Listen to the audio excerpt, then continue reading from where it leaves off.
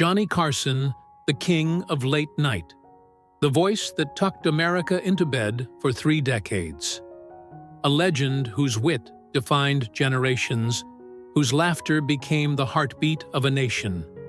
He was not only the host of The Tonight Show, he was the quiet architect of American television, the master who turned conversation into art and comedy into ritual. For 30 years, over 30 million viewers ended their days in his company.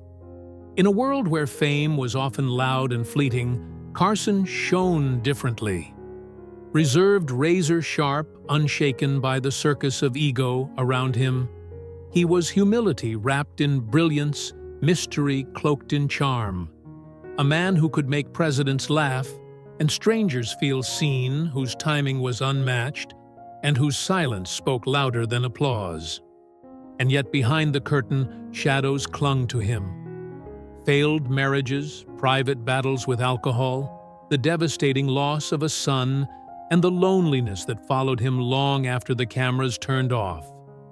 Fame had given him immortality, but it had also carved scars that never healed. By the end of his life, Carson was no longer the indestructible figure America adored. He was a man slowed by emphysema, fragile after heart surgery, a solitary figure retreating from the world he once commanded.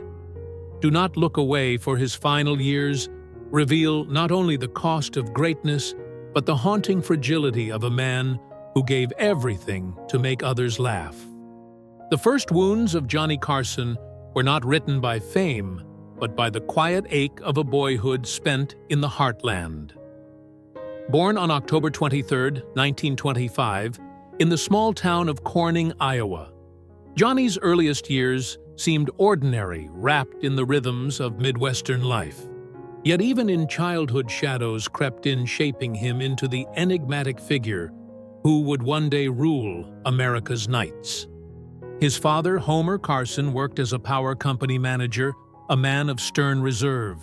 His mother, Ruth Hook Carson, was known for a coldness that many later described as emotional distance.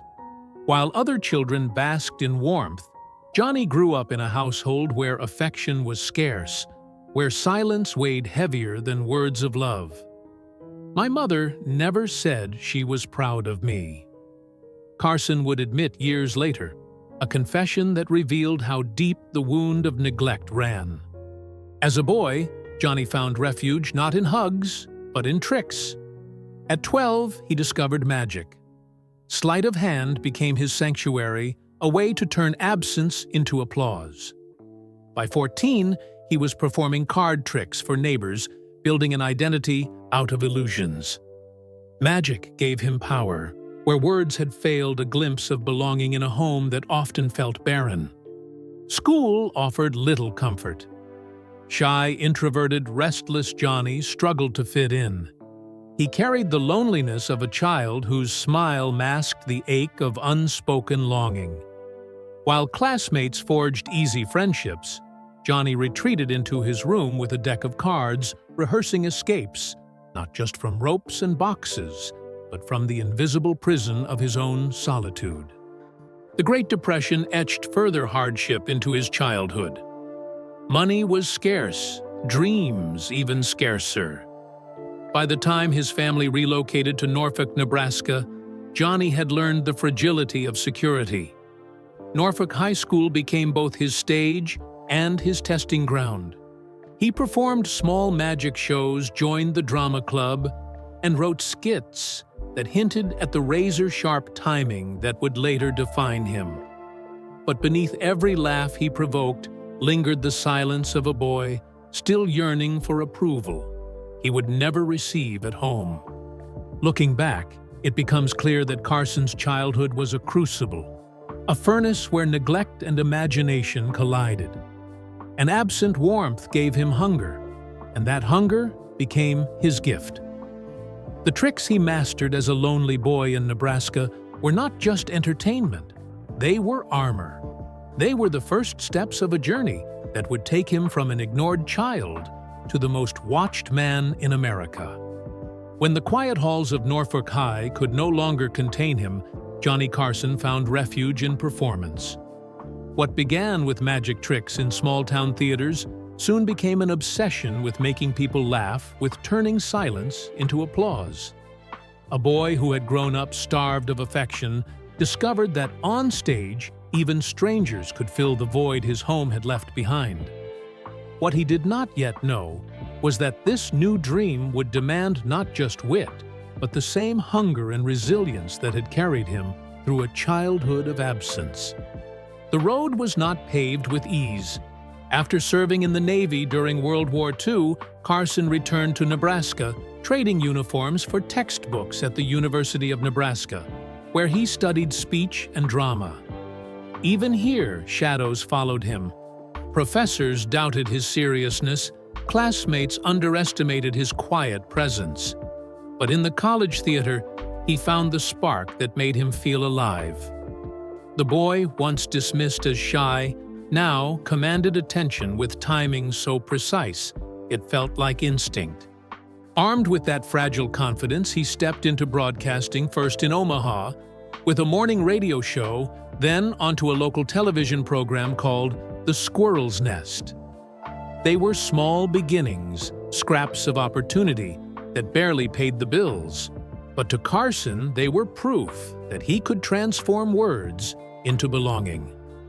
He practiced monologues late into the night, refining every pause, every punchline, until they flowed like second nature. Hollywood, though, was a different beast.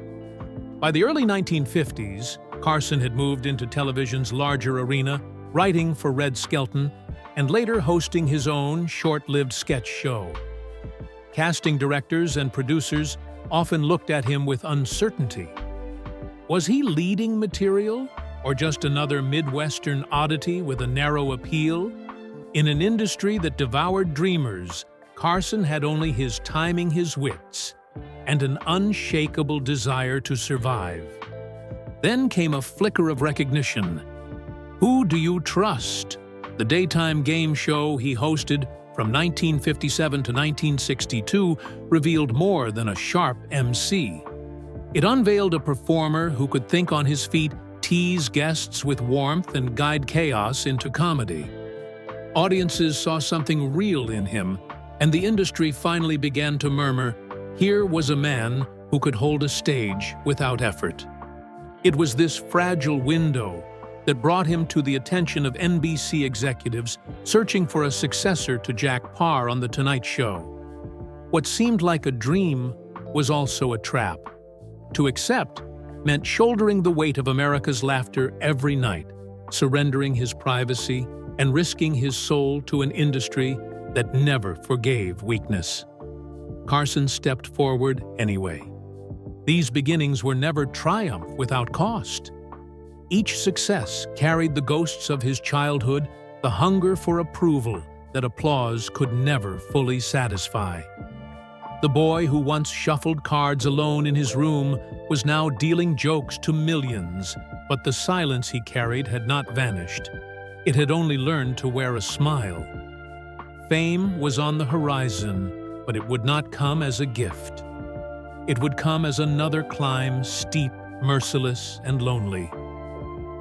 Johnny Carson entered the 1960s not as television's golden child, but as its unlikely heir.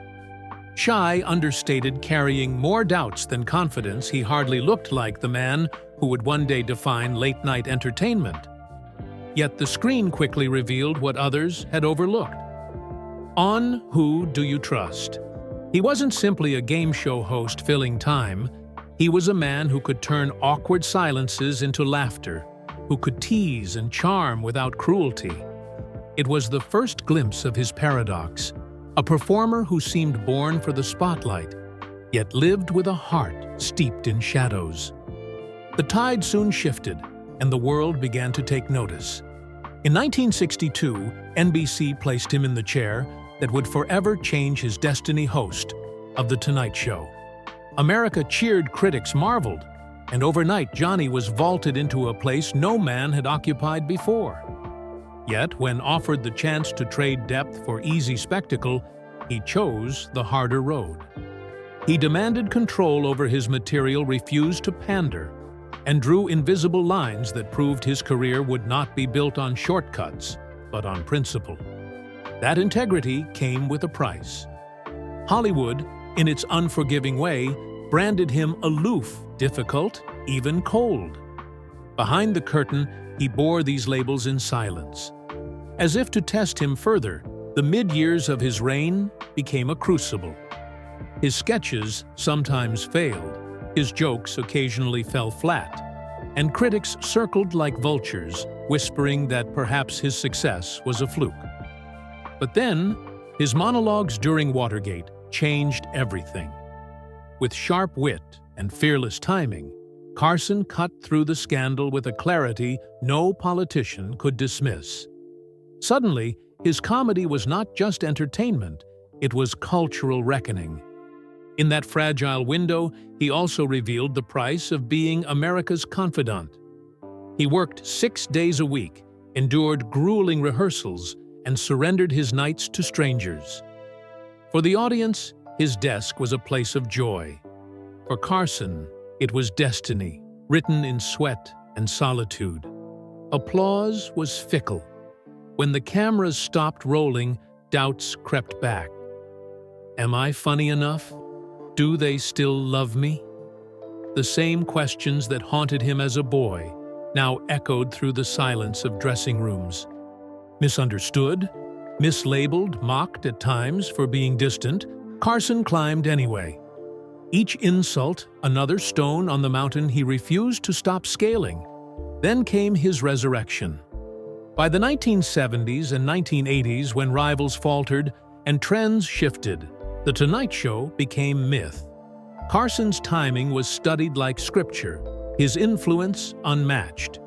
He trained his body and mind with brutal discipline, carrying the weight of 30 million viewers as if it were oxygen itself. By the time he retired in 1992, Johnny Carson was more than a host. He was the nightly companion of America, the man who made presidents sweat and small-town dreamers believe. Glory had never been gentle. Every triumph left a scar.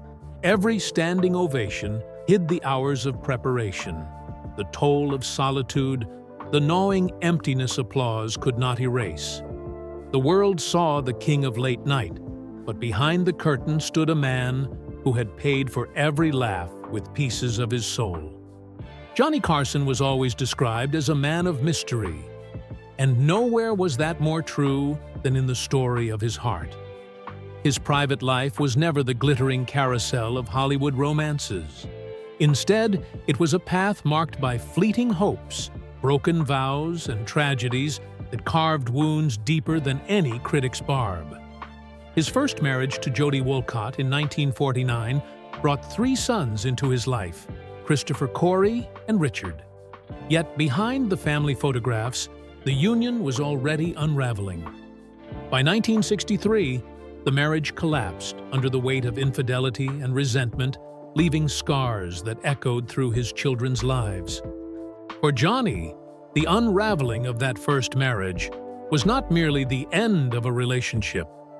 It was the first cruel confirmation that love could dissolve in silence, that a promise made at an altar could vanish long before death ever claimed it.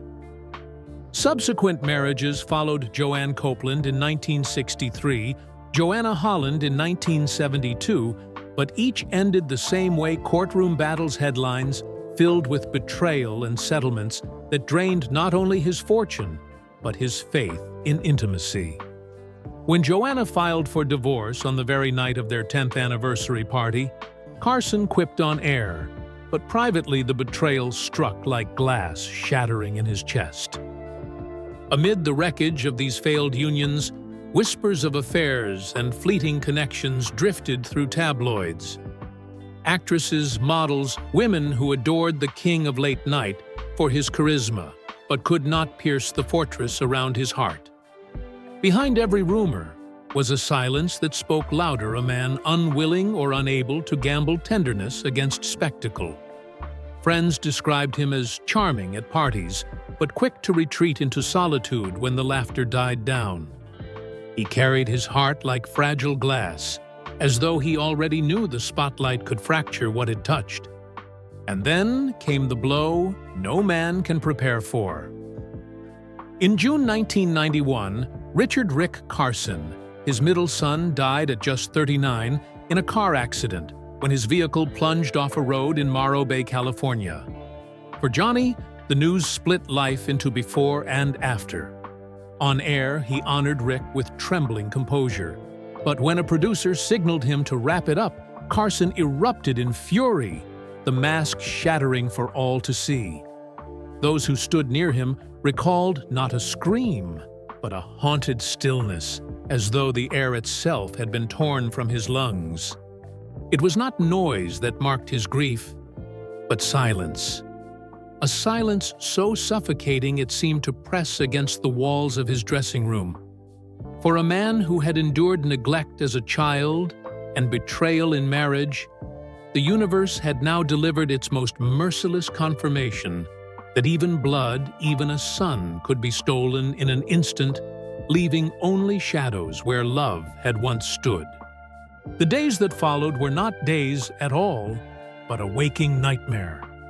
Reporters gathered cameras, waited, but what they captured was not the witty host America adored.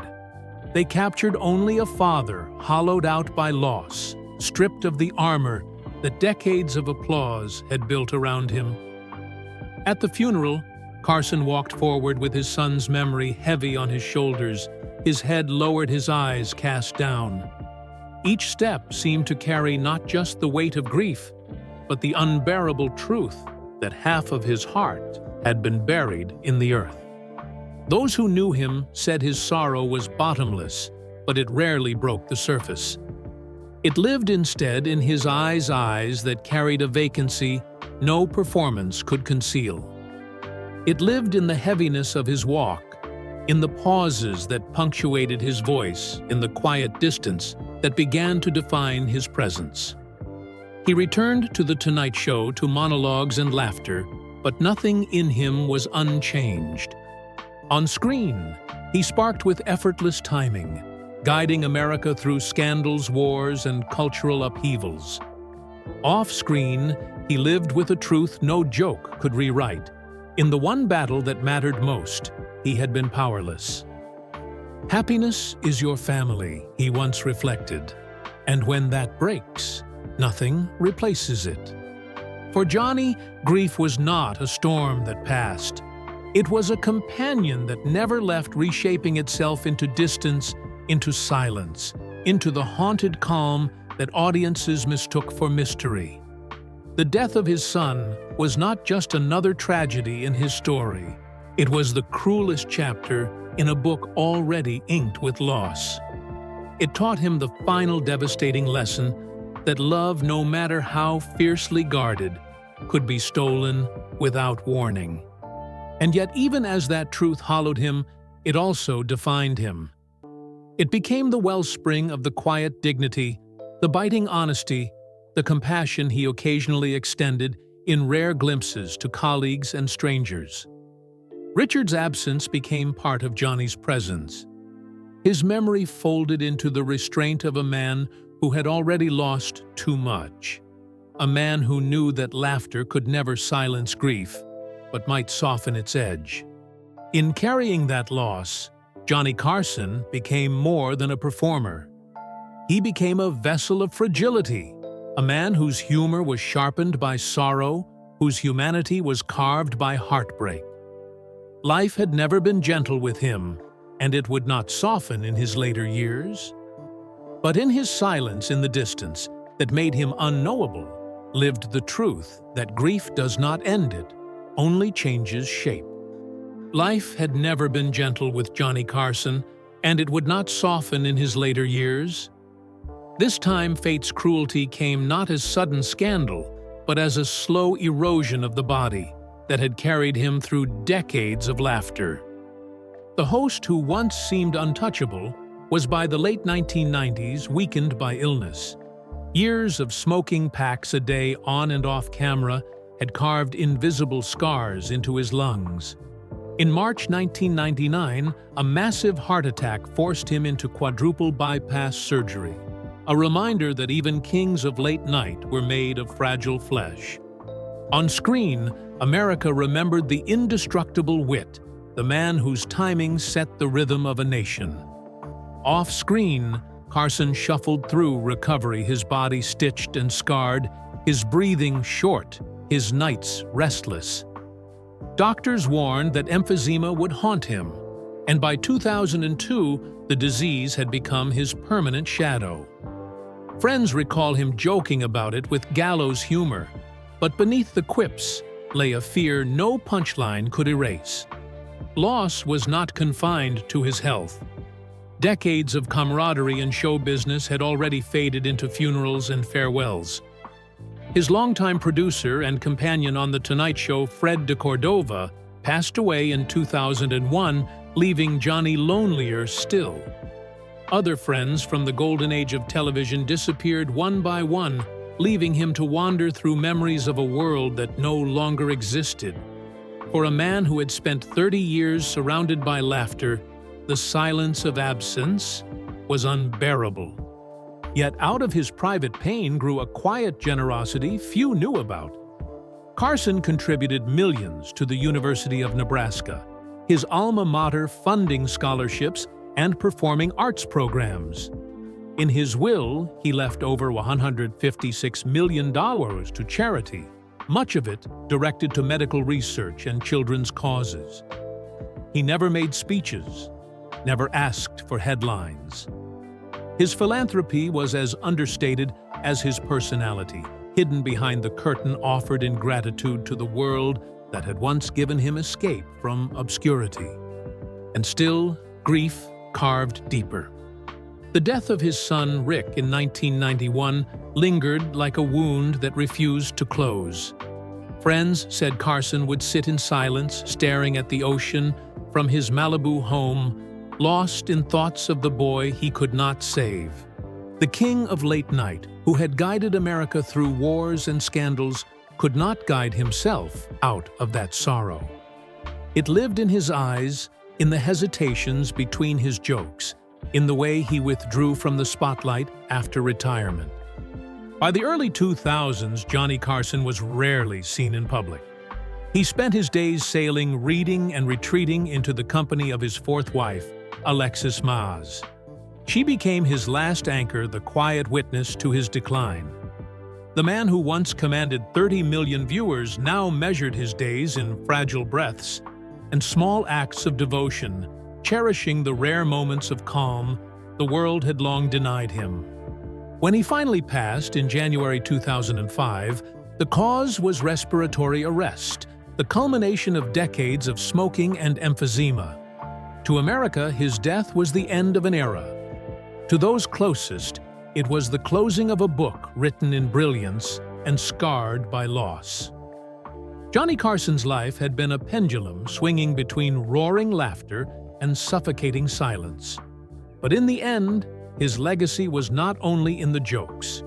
He told it was in the generosity he left behind, in the reminder that even in fragility, there is humanity worth remembering.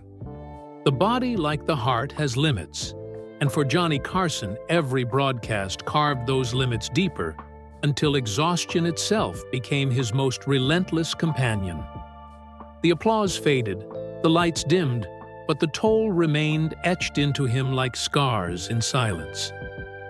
The world worshipped the myth of the indestructible host, the king of late night, who never faltered. What it never saw was the man slipping into solitude after the camera's cut, carrying pain stitched into his very frame. His smile had masked torment for decades, but time refused to keep his secrets. It began with the endless grind of The Tonight Show. 30 years of 5-night weeks, 6-day schedules, rehearsals, and rewrites that left him sleepless. Each monologue demanded precision. Each interview demanded charm. For months at a time, he surrendered himself to television's brutal rhythm, staggering home long after midnight, mind still buzzing with jokes and ratings. He bent reality on screen, but off-screen, he bent himself into relentless fatigue. "I never wanted to let the audience down," he confessed once, words that carried the quiet weight of a vow sealed in suffering. But television is merciless, and the cost only climbed. By the 1980s, the strain had stiffened his body and wearied his spirit. He drank to numb the fatigue, smoked to steady his nerves, masking the torment of lungs that were slowly unraveling. By 1999, his heart gave way. A massive attack forced him into quadruple bypass surgery, surgeons stitching life back into a chest that had borne the weight of a nation's laughter for 3 decades. He returned to recovery, still cracking jokes, but even he knew the body that had carried him through storms was faltering. Fans marveled at his composure. Doctors marveled simply that he had survived. And through it all, Johnny never allowed complaint to leave his lips. No headlines of protest, no indulgence in self-pity. Only discipline, only the silent agreement that his body would falter before his promise to entertain ever did. The man who seemed untouchable on screen was in truth a man who had chosen to pay for every laugh with his own strength. His legend was not built on invincibility. It was built on endurance, on a willingness to suffer quietly so that others might believe in joy. Then, in his final years, came the cruel reminder that no body can defy time. Emphysema tightened its grip each breath, a negotiation each step, a reminder that even legends cannot outrun age. What broke the heart was not the disease itself, but the way Carson met it. He did not curse his body or rage against the past. Instead, he withdrew gracefully. He adapted. He traded the punishing stage of late night for gentler rituals, reading by the ocean, sailing quietly, evenings in Malibu, where twilight lingered like an old friend. Friends who visited noticed the careful way he moved, the fleeting wince he hid behind a smile, the way his voice, once booming with timing, had softened into a rasp. These were not signs of weakness, but living proof that every triumph had been bought with sacrifice. To audiences, Carson remained forever young on reruns, razor sharp, charming, untouchable. But if you looked closer, the truth whispered through every slowed step, every pause between words, every weary breath. Johnny Carson had paid for every laugh with flesh. Each ovation cost him nights in smoke-filled solitude, mornings where fatigue lingered, in every joint whispered prayers that his body would hold long enough for one more show. Glory for him was never free. It was bought moment by moment with scars carved into mind and muscle. And still, he carried it. Just as he carried grief, he carried illness quietly, without complaint. Never as spectacle, but always as choice. His silence was not emptiness, but resilience, the calm of a man who refused to let suffering define him. At the end, his health bore the undeniable marks of time and sacrifice. Lungs worn, heart scarred, spirit tested. And yet those very marks are what made him extraordinary. They were not the end of his legend, but the proof of it. For fans, this truth was both devastating and uplifting. To watch him fade was to see not just a host, but a warrior of endurance. A man who had turned frailty into strength, scars into symbols, and every fragile breath into proof of what it means to give everything for art. His sanctuary lay not on stage, but in his Malibu home overlooking the Pacific. Purchased in his later years, it was not a mansion designed to shout for attention, but a refuge built for peace. Its windows caught the ocean light not as trophies, but as reminders even after the darkest nights the morning returns. For Carson, the sea was both mirror and confessional, a horizon where he could watch the tide carry away memories too heavy to hold. Here, with Alexis Moss by his side, His final partner and quiet confidant, he lived in rhythms of stillness far from the roar that had once defined him. Their days unfolded in understated companionship meals shared in silence, quiet laughter at private jokes, evenings spent listening to the waves.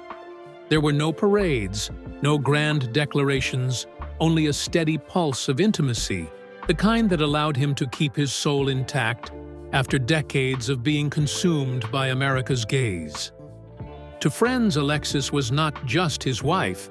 She was the anchor that kept him steady as his body declined. Even in retreat, Carson's legacy extended outward. He gave millions to charity-funded scholarships at the University of Nebraska and left over $150 million to foundations after his death. These were not staged gestures. They were the ordinary outpourings of a man who had carried grief and chosen again and again to transmute it into generosity. His philanthropy was the quiet confession of a life marked by absence, transformed into presence, for strangers he would never meet. This is the alchemy of Johnny Carson, to turn pain into endurance, silence into generosity. His philosophy was not written in manifestos, but in choices. He showed us that greatness is not measured in how loudly one laughs, but in the quiet dignity of resilience in the decision to keep giving, even when the body fails. Perhaps that is the truest definition of legacy. Not how long the applause lasts, but how deeply the silence teaches. For Johnny Carson, the legend is not only in the monologues that made America roar. It is in the way he carried grief, in the way he stood against the tide of illness, in the way he turned wounds into wisdom and scars into compassion. And now, the question belongs to you. Do you remember the nights when Johnny Carson's voice ended your day, when his laughter felt like company in the dark? Do you believe that his story, woven from brilliance, loneliness, illness, and generosity, still carries meaning for us now?